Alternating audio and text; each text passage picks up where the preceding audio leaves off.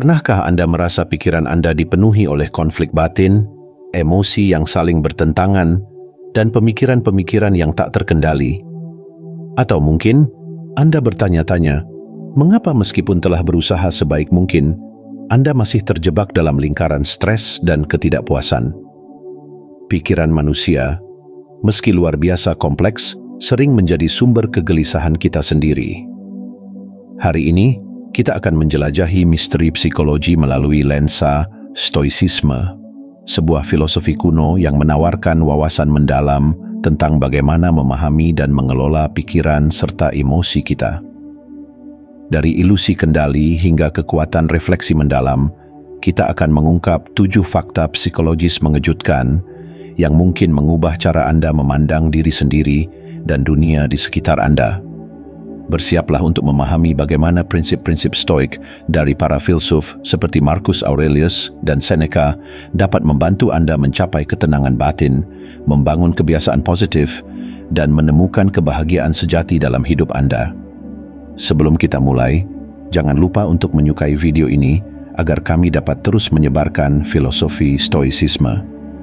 Jika Anda belum berlangganan, pastikan untuk melakukannya agar tidak melewatkan pembahasan menarik berikutnya.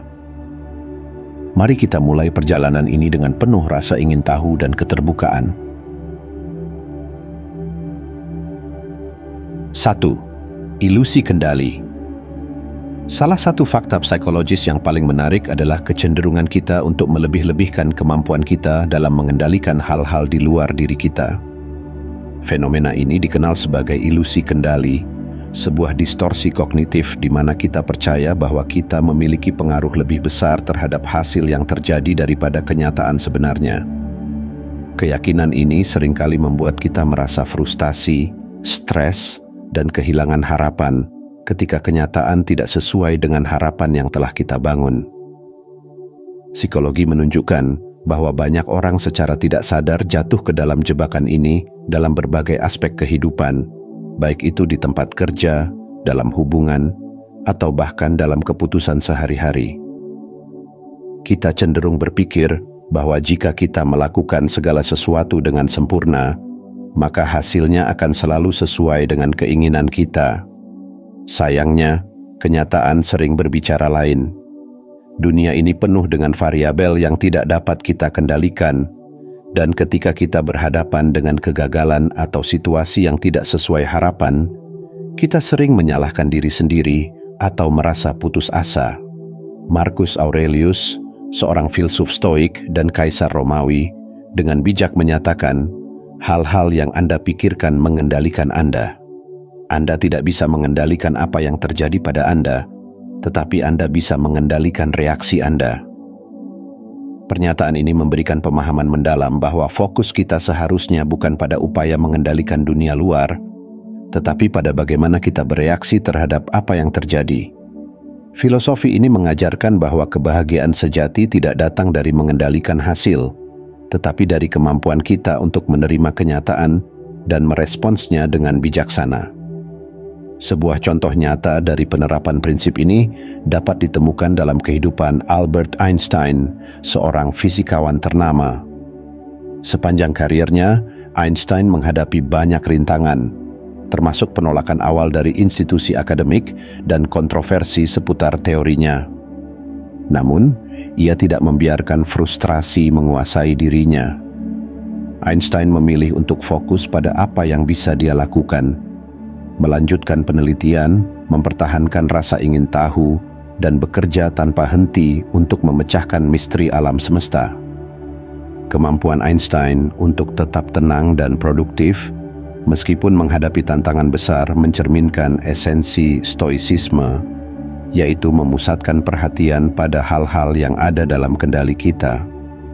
Ketika kita memahami bahwa kita tidak dapat mengendalikan segala sesuatu, kita membebaskan diri dari beban ekspektasi yang tidak realistis.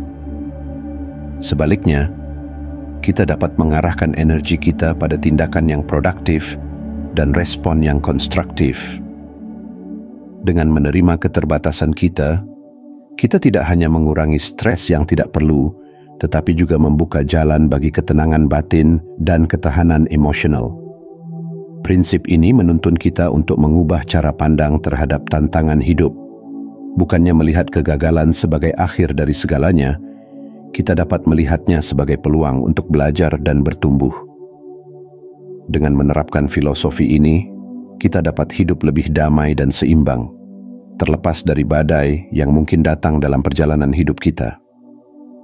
Stoicisme mengajarkan kita bahwa kebebasan sejati tidak berasal dari kemampuan mengendalikan dunia, tetapi dari kemampuan mengendalikan diri sendiri.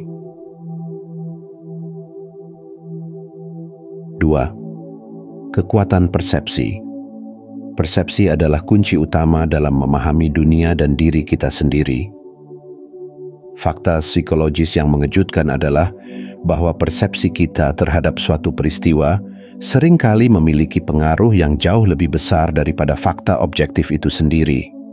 Dalam stoicisme, hal ini menjadi salah satu pilar utama yang menegaskan bahwa yang benar-benar mengganggu kita bukanlah peristiwa yang terjadi, tetapi interpretasi kita terhadap peristiwa tersebut. Seneca, seorang filsuf stoik, pernah berkata, "Bukan hal-hal itu sendiri yang mengganggu kita, tetapi penilaian kita tentang hal-hal itu." Prinsip ini menjelaskan bahwa bagaimana kita memandang suatu kejadian dapat membentuk emosi dan respons kita. Dua orang yang mengalami situasi yang sama bisa merasakan hal yang sangat berbeda hanya karena cara mereka memandang situasi tersebut. Contohnya, seseorang yang menerima kritik konstruktif di tempat kerja mungkin merasa senang karena melihatnya sebagai peluang untuk berkembang, sementara orang lain mungkin merasa tersinggung dan marah karena menganggapnya sebagai serangan terhadap harga dirinya. Proses ini dikenal dalam psikologi sebagai cognitive appraisal atau penilaian kognitif, di mana kita mengevaluasi dan memberi makna pada peristiwa yang kita alami. Penilaian ini, baik positif maupun negatif, dapat memengaruhi bagaimana kita merasakan dan merespons situasi tersebut. Dalam kehidupan sehari-hari, banyak dari kita cenderung terjebak dalam penilaian yang negatif, yang pada akhirnya menyebabkan stres, kecemasan, dan ketidakbahagiaan. Helen Keller, seorang wanita yang buta dan tuli sejak usia dini, adalah contoh luar biasa tentang bagaimana kekuatan persepsi dapat membentuk kehidupan seseorang. Meskipun menghadapi hambatan yang tampaknya tidak dapat diatasi, Helen memilih untuk melihat keterbatasannya sebagai tantangan yang bisa diatasi, bukan sebagai hambatan permanen. Dengan semangat pantang menyerah, ia berhasil menjadi penulis dan aktivis yang diakui secara internasional. Persepsi positifnya terhadap keadaan hidupnya tidak hanya membantunya mengatasi kesulitan, tetapi juga menginspirasi jutaan orang di seluruh dunia. Dalam stoicisme, teknik seperti cognitive reframing atau pembingkaian ulang kognitif digunakan untuk membantu kita mengubah cara pandang terhadap situasi tertentu. Dengan melatih diri untuk melihat sisi positif dari pengalaman, bahkan dalam situasi yang sulit, kita dapat mengurangi dampak negatifnya pada emosi kita. Misalnya, kehilangan pekerjaan dapat dilihat sebagai peluang untuk mengeksplorasi karir baru atau memperbaiki diri daripada sebagai akhir dari perjalanan profesional. Melalui pembingkaian ulang ini, kita dapat mengembangkan ketahanan emosional yang lebih besar dan merespons tantangan hidup dengan cara yang lebih konstruktif. Dengan memperhatikan bagaimana kita memandang dunia dan situasi di sekitar kita, kita dapat menciptakan realitas yang lebih seimbang dan harmonis. Kekuatan persepsi adalah salah satu pelajaran paling berharga dalam stoicisme. Ketika kita menyadari bahwa kita memiliki kendali atas cara kita menafsirkan peristiwa, kita membuka pintu untuk kebebasan batin.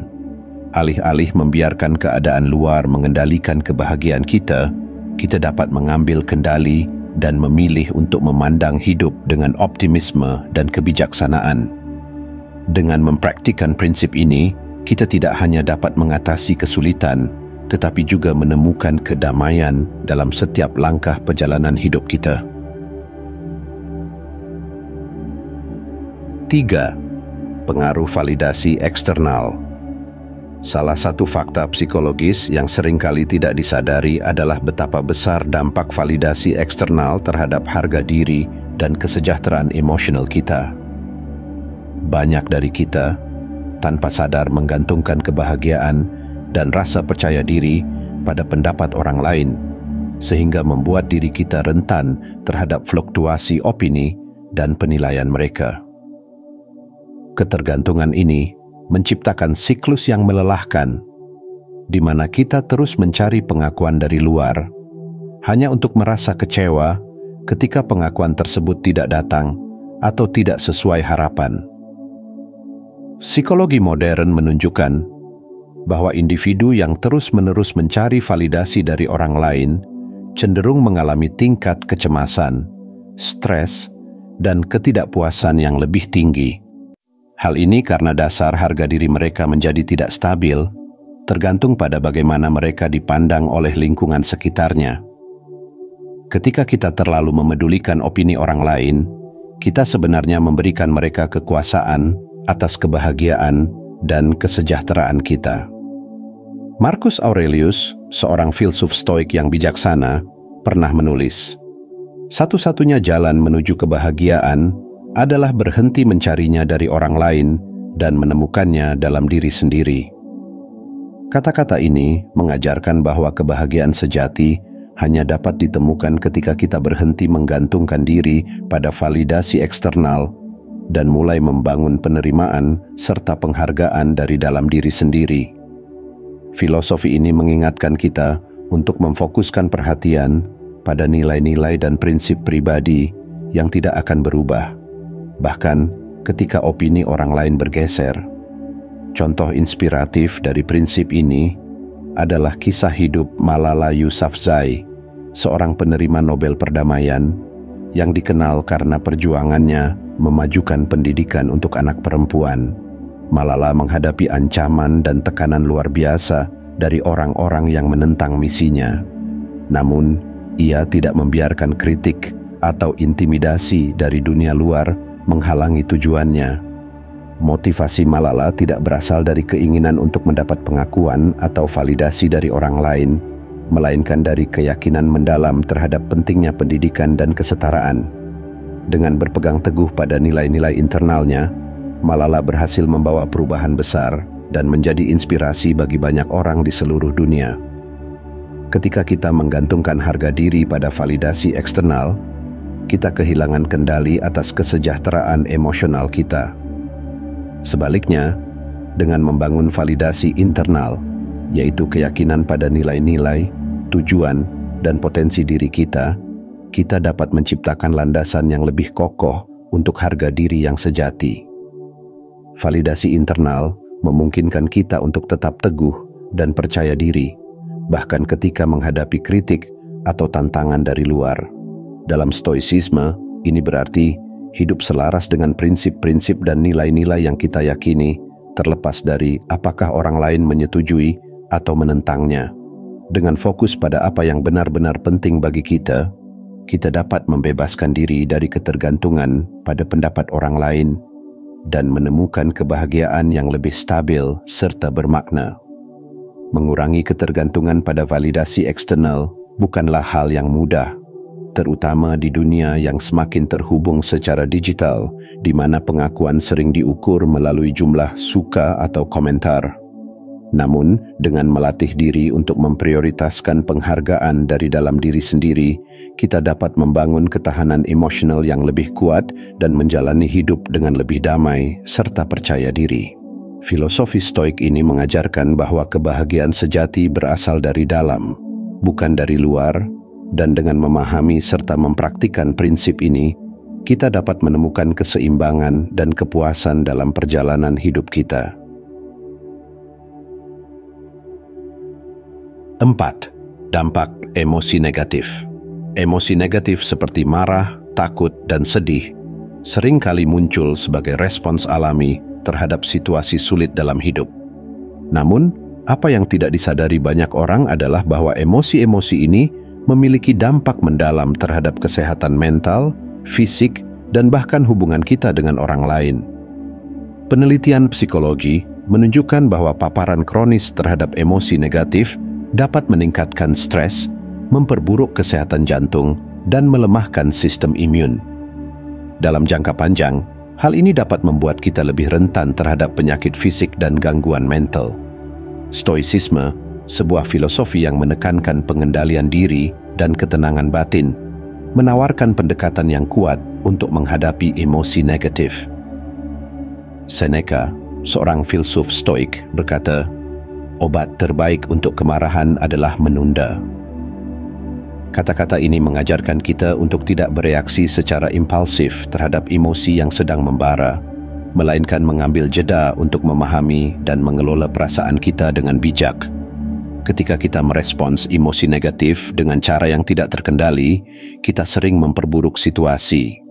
Misalnya, kemarahan yang tidak terkontrol dapat merusak hubungan atau menciptakan konflik yang sulit diperbaiki.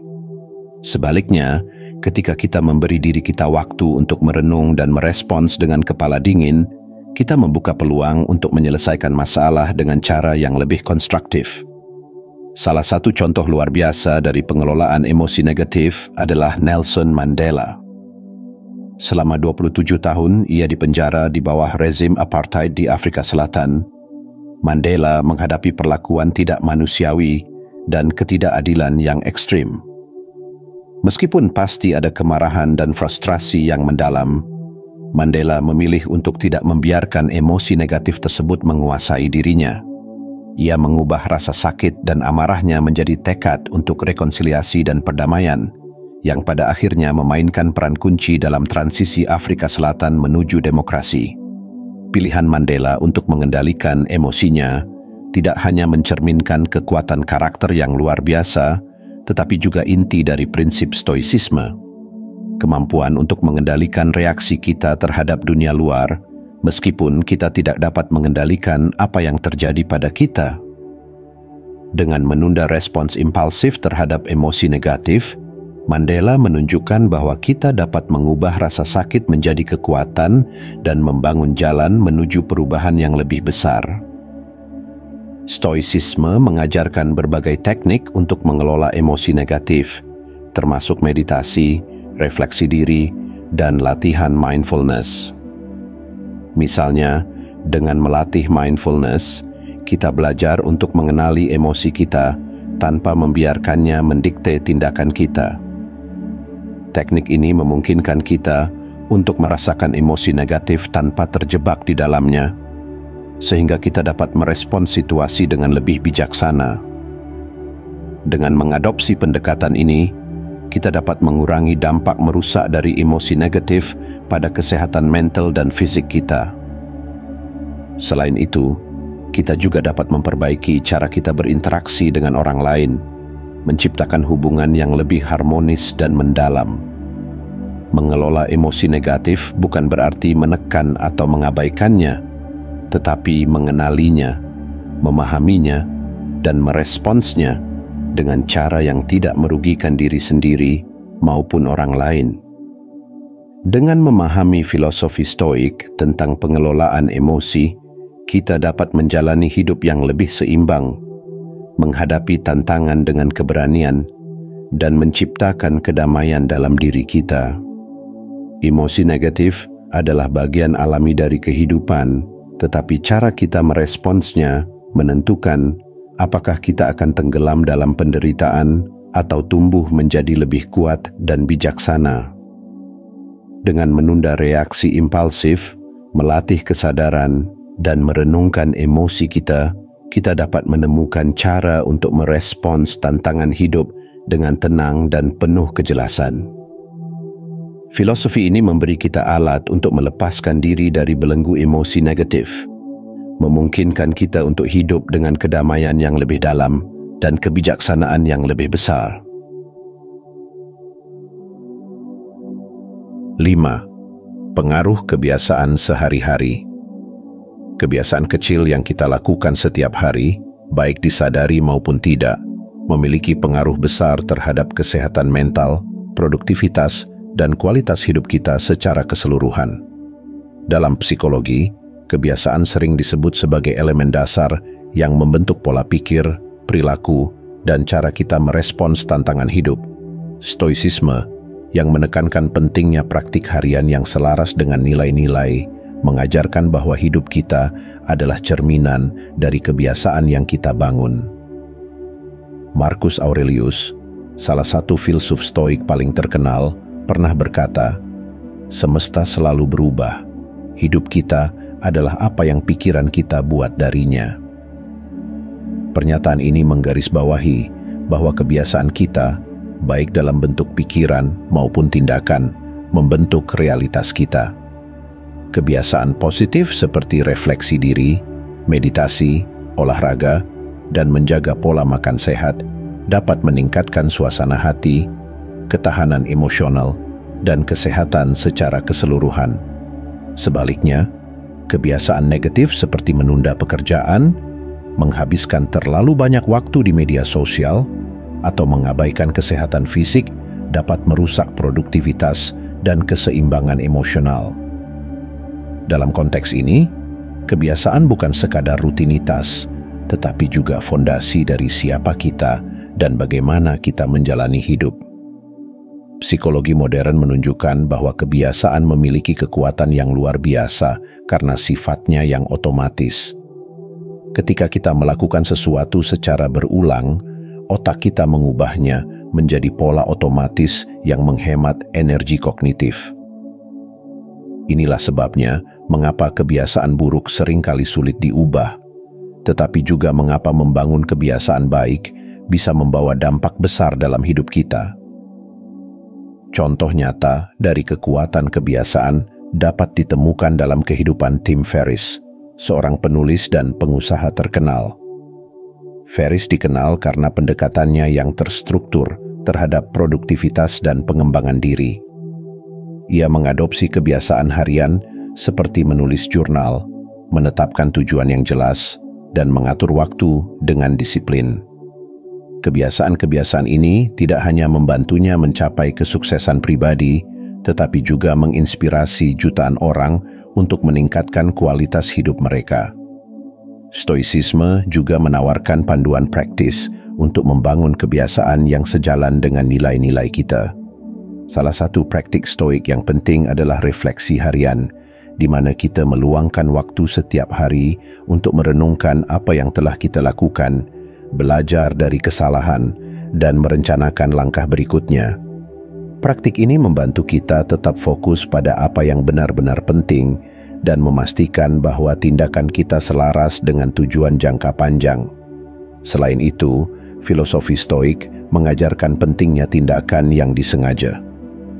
Alih-alih membiarkan kebiasaan terbentuk secara kebetulan, kita diajak untuk dengan sadar memilih kebiasaan yang mendukung pertumbuhan pribadi dan kesejahteraan kita. Misalnya, daripada menghabiskan waktu berjam-jam di media sosial, kita dapat memilih untuk membaca buku, berolahraga, atau bermeditasi.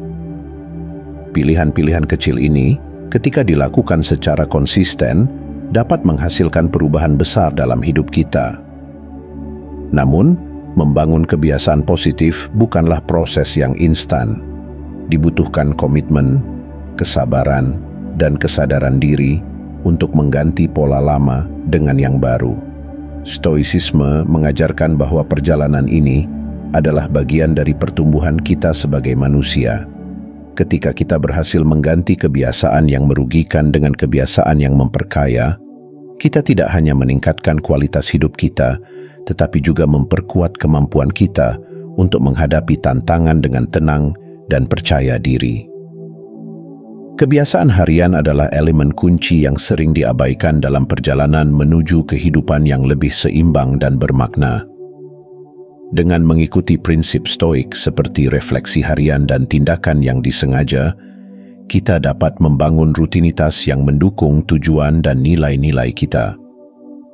Kebiasaan kecil, jika dilakukan dengan konsistensi, memiliki kekuatan untuk mengubah cara kita berpikir, merasa, dan bertindak, membawa kita menuju kehidupan yang lebih baik dan lebih terpenuhi.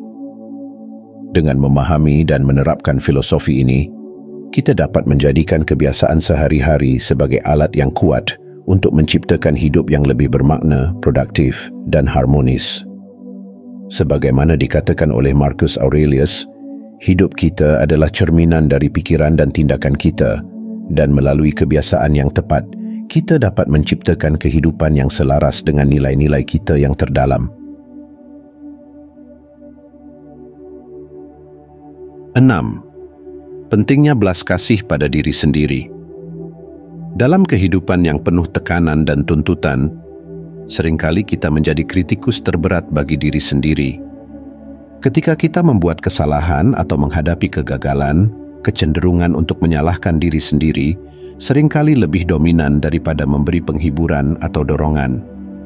Namun, salah satu fakta psikologis yang sering diabaikan adalah dampak luar biasa dari belas kasih pada diri sendiri terhadap kesejahteraan emosional, mental, dan bahkan fisik kita. Belas kasih pada diri sendiri bukanlah kelemahan atau bentuk memanjakan diri. Sebaliknya, ini adalah tindakan penuh keberanian untuk mengakui keterbatasan kita sebagai manusia, menerima kesalahan kita dengan lapang dada, dan memperlakukan diri sendiri dengan kelembutan yang sama seperti kita memperlakukan sahabat yang sedang dalam kesulitan. Dalam Stoicisme, konsep ini tercermin dalam ajaran Seneca yang berkata, ketentraman batin adalah kebajikan terbesar. Pernyataan ini menekankan pentingnya menjaga keseimbangan emosional dan memberikan kelembutan pada diri kita, terutama saat menghadapi kegagalan atau tekanan. Psikologi modern mendukung pandangan ini. Penelitian menunjukkan bahwa orang yang mampu menunjukkan belas kasih pada diri sendiri cenderung memiliki tingkat stres yang lebih rendah, kesehatan mental yang lebih baik, dan kemampuan yang lebih besar untuk bangkit dari kegagalan. Belas kasih pada diri sendiri juga membantu mengurangi perilaku perfeksionis yang seringkali menjadi penghalang bagi kebahagiaan dan pertumbuhan pribadi. Ketika kita belajar menerima diri sendiri, kita membuka ruang untuk berkembang tanpa tekanan berlebihan. Contoh inspiratif dari pentingnya belas kasih pada diri sendiri dapat dilihat dalam perjalanan hidup Oprah Winfrey. Sebagai seorang tokoh yang menghadapi berbagai tantangan, termasuk trauma masa kecil dan kegagalan profesional, Oprah tidak membiarkan dirinya terjebak dalam siklus menyalahkan diri.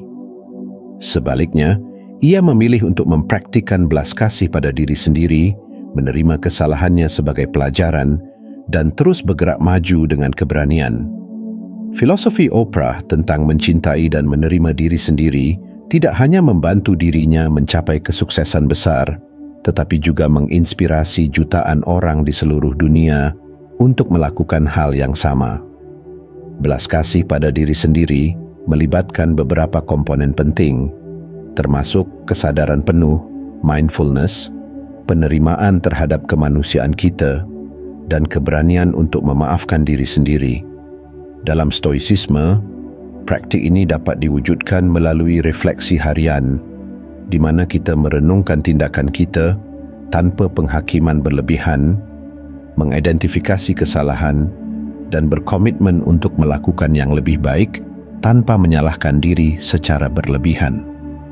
Mengembangkan belas kasih pada diri sendiri juga berarti melepaskan diri dari narasi negatif yang sering kita ciptakan dalam pikiran.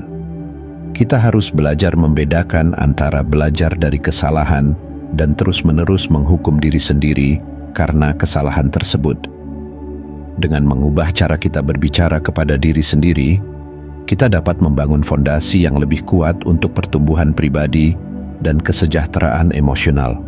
Namun, penting untuk dicatat bahwa belas kasih pada diri sendiri tidak berarti membenarkan semua kesalahan atau menghindari tanggung jawab. Sebaliknya, ini adalah cara untuk menghadapi kelemahan kita dengan keberanian dan kejujuran, sambil tetap menjaga rasa hormat terhadap diri sendiri. Dengan mengakui kelemahan kita tanpa menghakimi, kita membuka peluang untuk memperbaiki diri dan mencapai potensi terbaik kita. Belas kasih pada diri sendiri juga memainkan peran penting dalam hubungan kita dengan orang lain. Ketika kita mampu menerima diri sendiri, kita lebih cenderung memperlakukan orang lain dengan empati dan pengertian. Ini menciptakan hubungan yang lebih sehat dan mendalam, baik dengan diri sendiri maupun dengan orang-orang di sekitar kita. Dalam hidup yang penuh tekanan ini, belas kasih pada diri sendiri adalah alat yang sangat berharga untuk menjaga kesehatan mental dan emosional kita. Dengan belajar mencintai dan menerima diri kita sebagaimana adanya, kita dapat menemukan ketenangan batin yang lebih besar dan menjalani hidup dengan lebih penuh makna. Sebagaimana diajarkan oleh Seneca, ketentraman batin adalah kebajikan terbesar, dan itu dimulai dari bagaimana kita memperlakukan diri kita sendiri. Dengan mengadopsi prinsip belas kasih pada diri sendiri, kita membuka jalan menuju kehidupan yang lebih damai, seimbang, dan penuh kebahagiaan. 7. Kekuatan refleksi mendalam. Dalam kehidupan yang serba cepat dan penuh distraksi, refleksi mendalam seringkali dianggap sebagai hal yang kurang penting. Padahal, salah satu fakta psikologis yang menarik adalah bahwa praktik refleksi mendalam memiliki kekuatan luar biasa untuk membentuk pikiran, emosi, dan tindakan kita. Refleksi mendalam adalah proses di mana kita secara sadar meluangkan waktu untuk merenungkan pengalaman, pemikiran, dan perasaan kita tanpa penilaian atau bias. Praktik ini tidak hanya meningkatkan kesadaran diri, tetapi juga membantu kita memahami pola pikir kita dan menemukan cara untuk bertumbuh. Marcus Aurelius, seorang filsuf Stoik, menyatakan, "Jiwa kita dicelup oleh warna dari pikiran kita." Pernyataan ini menekankan betapa pentingnya pikiran kita dalam membentuk identitas dan kehidupan kita. Refleksi mendalam memungkinkan kita untuk mengevaluasi pikiran-pikiran ini dengan objektivitas, sehingga kita dapat melepaskan yang tidak bermanfaat dan fokus pada hal-hal yang membawa kedamaian dan kebijaksanaan. Dengan meluangkan waktu untuk merefleksikan apa yang terjadi di dalam diri kita dapat mengidentifikasi pola pikir negatif, mengelola emosi, dan menciptakan tindakan yang lebih selaras dengan nilai-nilai kita. Psikologi modern juga mendukung pentingnya refleksi mendalam. Penelitian menunjukkan bahwa orang yang secara teratur melibatkan diri dalam praktik ini cenderung memiliki kemampuan regulasi emosi yang lebih baik, stres yang lebih rendah, dan pertumbuhan pribadi yang lebih signifikan. Refleksi mendalam membantu kita memahami bagaimana pengalaman masa lalu memengaruhi tindakan dan emosi kita saat ini, sehingga kita dapat membuat keputusan yang lebih bijaksana di masa depan. Salah satu contoh nyata kekuatan refleksi mendalam adalah kehidupan Dalai Lama. Sebagai seorang pemimpin spiritual, Dalai Lama secara konsisten mengintegrasikan refleksi mendalam ke dalam rutinitas hariannya melalui meditasi dan kontemplasi. Praktik ini tidak hanya membantunya menjaga ketenangan di tengah tantangan besar, tetapi juga memberinya kejelasan untuk membuat keputusan yang berdampak positif bagi komunitas global. Dalai Lama mengajarkan bahwa dengan memahami pikiran kita melalui refleksi, kita dapat menemukan kedamaian batin yang memungkinkan kita untuk bertindak dengan empati dan kebijaksanaan.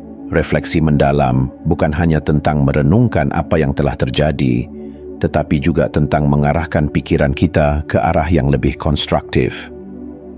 Dalam stoicisme, refleksi harian adalah praktik yang sangat dianjurkan. Sebagai contoh, Seneca menyarankan untuk meluangkan waktu setiap malam untuk merenungkan apa yang telah kita lakukan sepanjang hari. Dengan bertanya pada diri sendiri, apa yang telah saya lakukan dengan baik? Apa yang bisa saya lakukan lebih baik? Kita dapat terus memperbaiki diri tanpa membebani diri dengan penilaian negatif. Melalui refleksi mendalam, kita juga dapat mengatasi tantangan emosional yang mungkin sulit dihadapi. Misalnya, ketika menghadapi situasi yang membuat kita marah atau kecewa, refleksi mendalam memungkinkan kita untuk mengidentifikasi akar masalahnya dan mengelola respons kita dengan cara yang lebih bijaksana. Daripada bereaksi secara impulsif, kita belajar untuk merespons dengan tenang dan penuh pertimbangan. Selain itu, refleksi mendalam membuka pintu bagi pemahaman yang lebih besar tentang tujuan dan nilai-nilai hidup kita. Ketika kita berhenti sejenak untuk merenungkan apa yang benar-benar penting bagi kita, kita dapat menyelaraskan tindakan kita dengan visi jangka panjang kita. Proses ini membantu kita menjalani hidup dengan lebih bermakna dan terarah.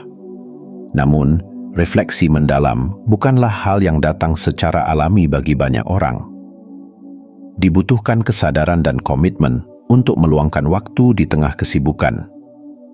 Dalam dunia yang penuh gangguan, praktik ini dapat dimulai dengan langkah kecil, seperti menulis jurnal, bermeditasi, atau hanya duduk dalam keheningan selama beberapa menit setiap hari.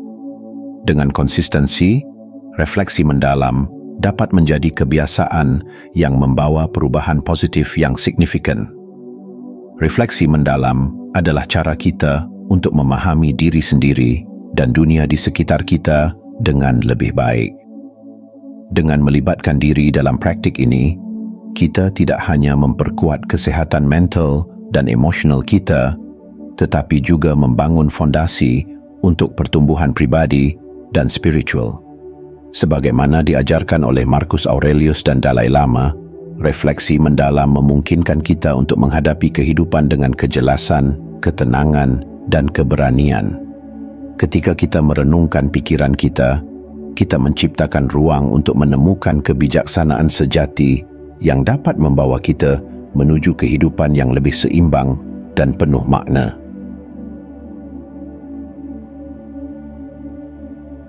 Ketika kita memahami pikiran dan emosi kita melalui lensa stoicisme, kita mulai menyadari bahwa kehidupan bukanlah tentang menghindari badai, melainkan belajar menari di tengah hujan.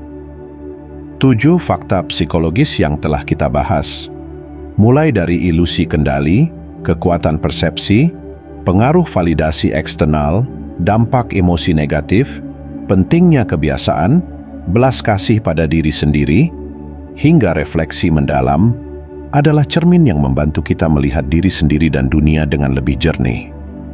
Filosofi Stoik yang diwariskan oleh para pemikir seperti Marcus Aurelius dan Seneca mengajarkan kita bahwa kunci kebahagiaan dan ketenangan ada dalam cara kita merespons, bukan dalam upaya mengendalikan apa yang tidak dapat kita kendalikan. Dengan menerapkan prinsip-prinsip ini dalam kehidupan sehari-hari, kita dapat menciptakan keseimbangan, ketahanan emosional, dan kedamaian batin yang sejati. Perjalanan ini tentu bukan perjalanan yang mudah. Namun, setiap langkah kecil menuju kesadaran dan pengendalian diri membawa kita lebih dekat pada kehidupan yang lebih bermakna dan harmonis. Jadikan hidup Anda sebagai cerminan dari nilai-nilai yang Anda yakini. Fokuslah pada apa yang dapat Anda kendalikan, hargai diri Anda sebagaimana adanya, dan renungkan setiap pengalaman sebagai peluang untuk belajar dan tumbuh. Terima kasih telah mengikuti pembahasan ini hingga akhir. Jika Anda merasa mendapatkan manfaat, jangan ragu untuk berbagi wawasan ini dengan orang lain, karena perjalanan menuju kebijaksanaan adalah perjalanan yang lebih indah ketika dilalui bersama. Mari terus belajar dan menjalani hidup dengan penuh ketenangan dan kebijaksanaan. Sampai jumpa di pembahasan berikutnya.